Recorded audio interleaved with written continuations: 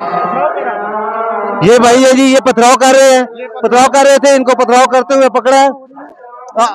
آپ ادھر دیکھیں، آپ ادھر دیکھیں، آپ کیوں پتھراؤ کر رہے تھے بھائی؟ سر میں نے اگر پتھراؤ کی ہوتی تو میں آپ کو جو ہے سر میں اگر ادھر پتھراؤ لیکن آپ ویڈیو میں بھی ہیں، آپ کو دیکھا گیا ہے کہ آپ ویڈیو جو میرے اپنے موبائل میں ہے، میرے موبائل ان کے آپ کے موبائل میں ڈیٹا بھی موجود ہے، آپ کیوں پتھراؤ کر رہے ہیں؟ سر میرے موبائل ہے، آپ دیکھ سکتے ہو، میں ادھر ہی کھڑا ہوں، ادھر سے اس سائڈ سے میں آیا ہی نہیں ہوں۔